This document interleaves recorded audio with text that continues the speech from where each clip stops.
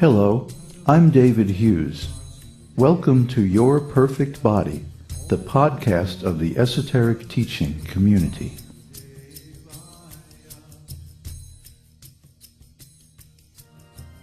Today's selection is an essay entitled How to Understand Kṛṣṇa.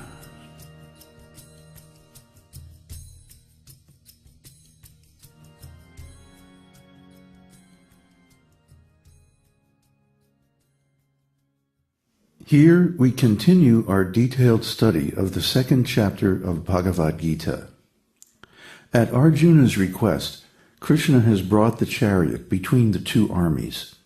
But when Arjuna sees all his relatives on the other side, ready to fight to the death over the succession of the kingdom, he loses heart and declares that he will not fight. Now, in the second chapter, Kṛṣṇa begins his reply. Klaibyam gamah partha, naitat tvayy upapadyate, ksudram hrdaya-daurbalyam, tyaktvottistha parantapa. O son of Prtha, do not yield to this degrading impotence. It does not become you.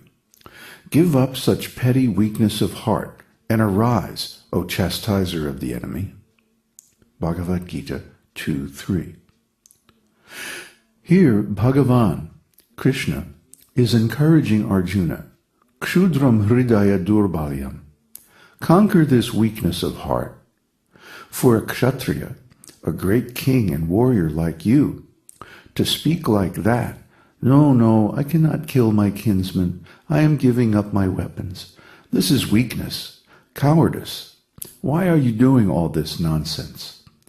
Ksudram hrdaya-daurbalyam. This kind of compassion, giving up your duty as a kshatriya, is simply weakness of heart. It has no meaning. Klaibyam gamah partha, naitat tvayy upapadyate. Especially for you. You are my friend. What will people say? So give up this weakness of heart, and uttishta, stand up, take courage. So just see how Kṛṣṇa is inducing Arjuna to fight. The Vedic kshatriya culture was such that a warrior would prefer to be killed on the battlefield rather than surrender. What to speak of giving up his weapons and running from the fight? What Arjuna was proposing was unheard of, impossible, ridiculous. It would make him the laughingstock of the entire Vedic empire. But people today are so ignorant of the Vedic Kshatriya tradition that they sometimes criticize that, Kṛṣṇa is provoking Arjuna. Arjuna is trying to be religious, non-violent, and Kṛṣṇa is encouraging him to fight. Now, this attitude does not understand the culture in which Arjuna and Kṛṣṇa were acting. This attitude is therefore called jada darshan. Jada darshan means material vision.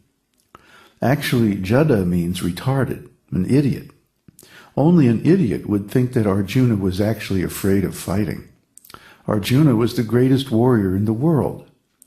If Arjuna was hesitating to fight, there must have been some very important purpose behind it. This purpose was to get Kṛṣṇa to speak Bhagavad-gita. So, who was provoking whom? Therefore, the esoteric teaching says, Ata Shri Kṛṣṇa namadi na bhaved gurahyam indriyai, sevon mukhe hi jivadao, svayam eva spuratyadaha. No one can understand the transcendental nature of the name, form, quality, and pastimes of Sri Kṛṣṇa through materially contaminated senses. Only when one becomes spiritually saturated by transcendental service to the Lord are the transcendental name, form, quality, and pastimes of the Lord revealed to him. Bhakti Rasamrita Sindhu 1.2.234. So here it said, Shri Kṛṣṇa namadi. We can get in touch with Kṛṣṇa by chanting his name, Hare Krishna, or Om Namo Bhagavate Vasudevaya. That is the beginning of our connection with Kṛṣṇa. Nam Adi. So it says here, Ata Shri Kṛṣna Nam Adi. In the beginning, Adi means the beginning.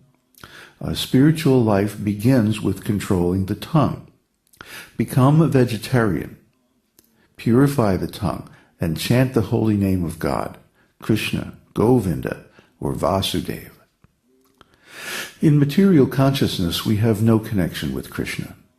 But if we chant the Hare Krishna Maha Mantra, or the Dvadasakshara Mantra, Om Namo Bhagavate Vasudevaya, immediately our consciousness begins to change, and our opportunity to contact Kṛṣna begins, due to our contact with transcendental sound vibration.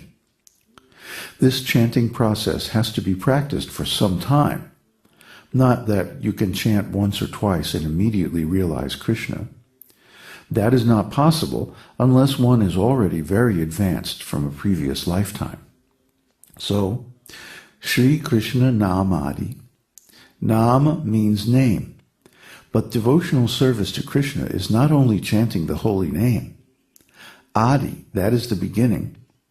But to attain the pinnacle of self-realization, we also have to worship his transcendental form, glorify his transcendental activities, and so many other things.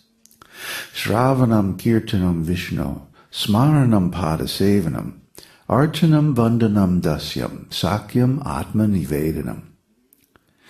Hearing and chanting about the transcendental holy name, form, qualities, paraphernalia, and pastimes of Lord Vishnu, remembering them, serving the lotus feet of the Lord, offering the Lord respectful worship with 16 types of paraphernalia, offering prayers to the Lord, becoming his servant, considering the Lord one's best friend, and surrendering everything unto him. In other words, serving him completely with the body, mind, and words. These 9 processes are accepted as pure devotional service. Srimad Bhagavatam 7:5-23.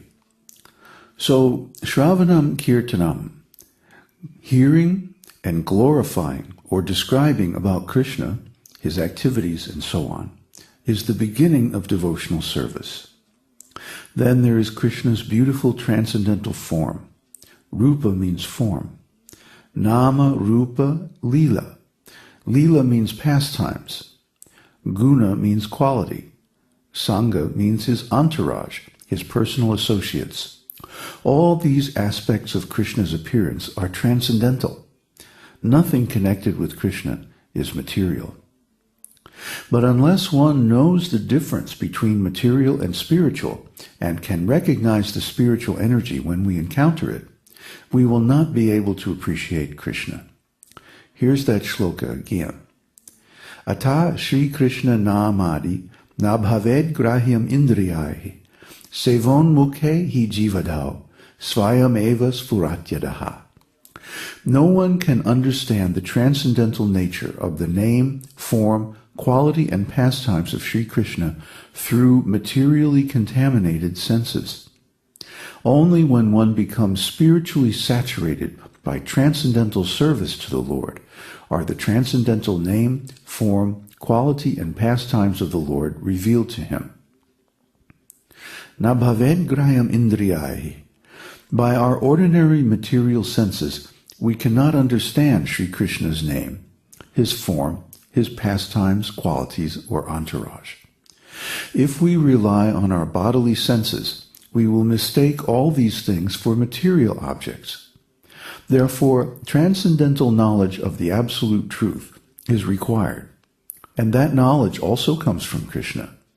Therefore, Kṛṣna speaks Bhagavad-gita to enlighten us. The first item of transcendental knowledge is the holy name of Kṛṣna, Vasudeva, Govinda, Bhagavan, and so many more. We are hearing Kṛṣna's holy name through oral reception, but in material consciousness, or without purification, we cannot really hear his name. Of course, by continually or regularly hearing the holy name over time, gradually our sense of hearing will be purified. But we have to help. Just like if I want to ignite a fire, I must help by drying the wood. The wood will catch fire very soon if it is kept dry.